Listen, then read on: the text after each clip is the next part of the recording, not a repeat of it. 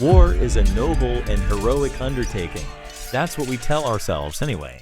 When we think of events like the Civil War or World War II, we look back on the good guys fighting against evil forces and vanquishing them in the hopes of making the world a better place.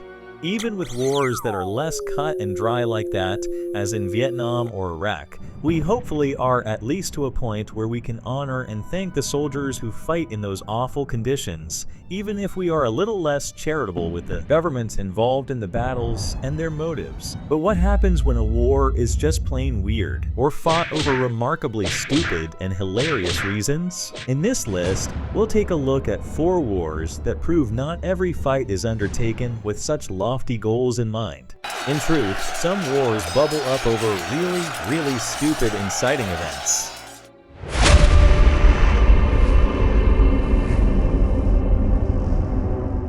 Hi everyone, welcome to the Hot No channel.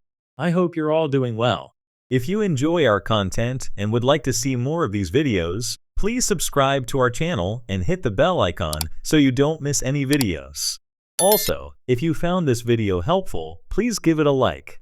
This helps us create better content for you. Thank you so much for your support. Number 4. The War of the Bucket, sometimes called the War of the Oaken Bucket, was a very bizarre fight that played out between 2 Italian city-states in 1325. The rival city-states of Bologna and Modena had been fighting each other for hundreds of years, so the enmity wasn't new. For more than 3 centuries, the Guelphs and their stronghold in Bologna and the Ghibellines and their stronghold in Modena were at each other's throats over the region of Emilia-Romagna in northern Italy. And in 1325, it all came to a head over a bucket. As legend holds, the fight started over a bucket that the Modenese took from a well in Bologna. What probably actually happened is that the bucket was taken as a trophy after the war. If you ask us, that sounds like a pretty pathetic trophy, but whatever. Times were simpler in 1325. The 2 city-states had hated each other for so long that when issues over a land border came up in Emilia-Romagna, they didn't need much of a reason to spark a war. In November of 1325, that's exactly what happened. They met at Zappolino, a city in Bolognese territory, and fought the war's single battle that month. Unfortunately for the Bolognese, despite outnumbering the Modenese, they were routed. About 1,500 Bolognese soldiers were killed, which was more than 3 times as many as the losses Modena took. Then, as the Bolognese fled back into the walls of their fortified city, the Modenese allegedly did the thing that gave the war its name. They took the well bucket. The well was supposedly just outside the city gate, and with nothing else to swipe, the bucket must have seemed like a decent trophy that only served to make the Bolognese even more angry though. For the next 200 years, the 2 city-states kept fighting. While the War of the Bucket was the most violent and deadliest battle they engaged in, the hatred never stopped. Until 1529, that is, that year during the so-called Italian Wars, King Charles I of Spain seized imperial power over much of Italy. Neither the Guelphs nor the Ghibellines liked that very much. Faced with the threat of the Spaniards coming over and taking complete control, Bologna and Modena decided to lay down their arms against each other, make peace, and prepare to battle the Spanish. Keep your friends close and your enemies closer. Things mostly petered out from there, and 5 centuries of fighting died down. But the peak of the 500-year-long problem centered on an old well bucket stolen in battle. Number 3. Would you go to war over a severed ear? Vincent van Gogh is stirring in his grave at that question. But this isn't about him. It's about Jenkins. That would be Robert Jenkins, to be exact. He was the captain of a British brig ship known as the Rebecca in the middle of the 18th century. One day in 1731, Jenkins' ship was boarded by Spanish privateers in the Caribbean Sea. The British saw the Spaniards as pirates who were there to loot private ships hailing from other nations. The Spaniards saw their men as a coast guard of sorts who were tasked with searching British ships for contraband and illegally acquired trade goods from the New World. Either way, the Spaniards supposedly severed Jenkins' ear while they were searching the ship, and that led to a decade-long war between the 2 maritime powers.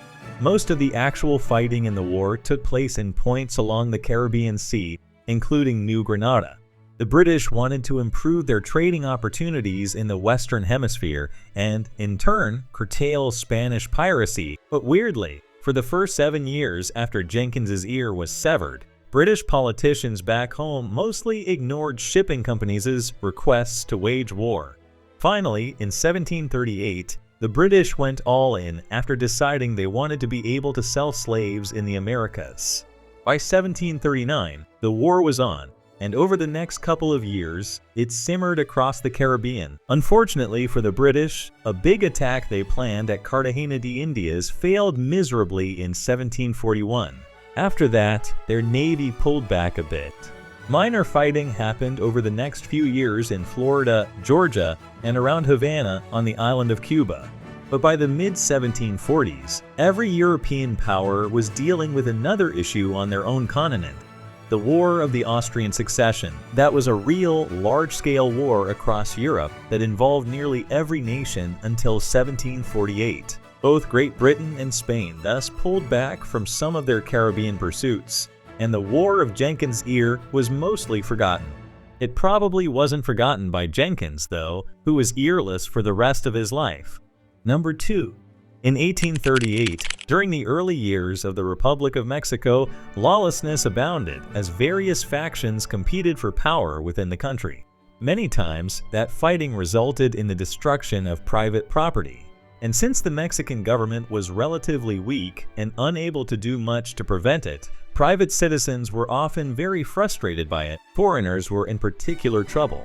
Should bandits rob them, steal their stuff, or destroy their property, they had little recourse with the Mexican government to be compensated for it. A French pastry chef known only as Monsieur Remontel learned that the hard way in 1832. Remontel had a pastry shop on the outskirts of Mexico City in a place called Tacubaya. According to him, Mexican officers looted his shop and stole all his delicious pastries. He appealed to the Mexican government for compensation, and when none came, he called on the powers in his homeland to do something about it.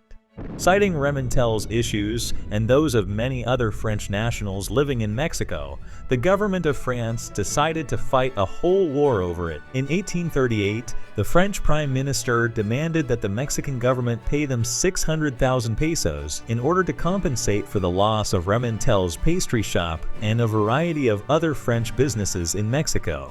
The Mexicans balked at the exorbitant sum. At the time, the average daily wage in Mexico was only about 1 peso. So, the French attacked. The French Navy immediately set up a blockade of all Mexican port cities in the Gulf of Mexico. From the Yucatan Peninsula clear out to the Republic of Texas's port of Corpus Christi, the French shut down trading options for Mexican coastal towns.